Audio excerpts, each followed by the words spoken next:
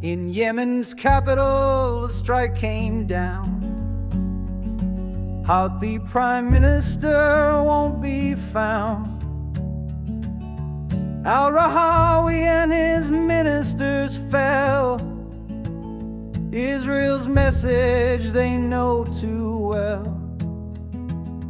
From Sonora's streets to Gaza's shore, Middle East tensions escalate more. The Iran-backed movement mourns their dead, while regional powers forge ahead. Saturday night and the world won't sleep. News keeps breaking, wounds run deep. From the Middle East to Eastern shores, history's riding behind closed doors. Every headline tells a story of struggle, power, pain, and glory. In Lviv streets, a politician dies.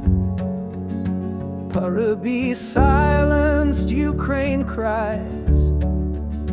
Zelensky calls it murder most foul, while Russian missiles prowl. 14 regions under fire tonight. Kyiv strikes back with all their might. Oil refineries burning bright in this endless, brutal fight.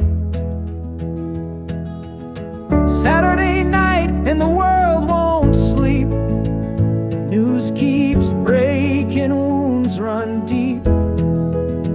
From the Middle East to Eastern shores, history's riding behind closed doors. Every headline tells a story of struggle, power, pain, and glory.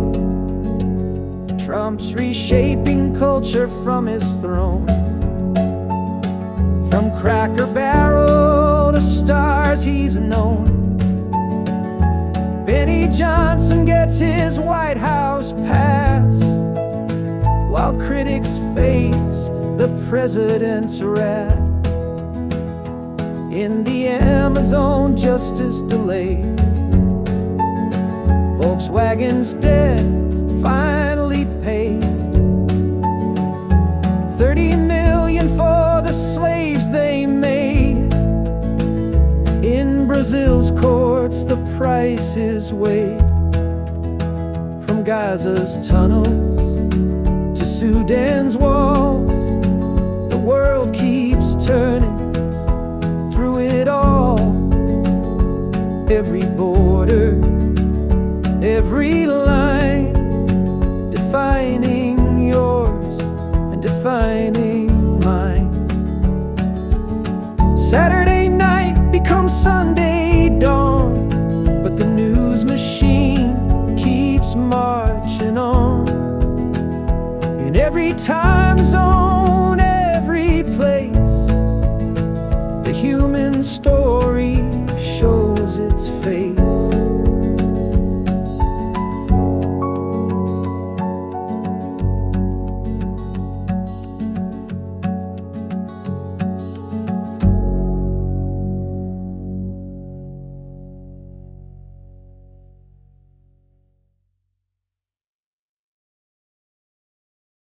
Good evening, and welcome to our Saturday Night News Roundup. I'm coming to you at 8 p.m. Eastern with some major developments from around the world that are shaping this weekend's headlines. Let's start with the biggest story breaking out of the Middle East. Israeli forces have confirmed they successfully eliminated the Houthi prime minister in a targeted strike on Yemen's capital, Sana'a. Ahmed Ghalib Nasser al-Rahawi, along with several other high-ranking Houthi officials, were killed in what appears to be a precisely coordinated operation. The Iran-backed Houthis have confirmed these deaths, and this represents a significant escalation in the ongoing regional tensions. This strike sends a clear message about Israel's reach and determination to target what they see as Iranian proxy leadership across the region. Meanwhile, The war in Ukraine continues to intensify with tragic developments on multiple fronts. In a shocking assassination that has rocked the Ukrainian political establishment, prominent politician Andriy Parubiy was gunned down in the western city of Lviv. President Zelensky has called this a terrible murder and launched a massive manhunt for the perpetrators. This comes as Russia unleashed one of its most widespread attacks in recent months, hitting 14 Ukrainian regions with missiles and drones. At least one person was killed and 30 injured in these strikes, though Ukraine wasn't passive. They responded by targeting Russian oil refineries in what appears to be a coordinated counteroffensive strategy. Shifting to American politics, President Trump is making headlines for his increasingly bold cultural interventions during his second term. From weighing in on Cracker Barrel's business decisions to sharing opinions about actress Sydney Sweeney, Trump is using his presidential platform to shape American culture in unprecedented ways.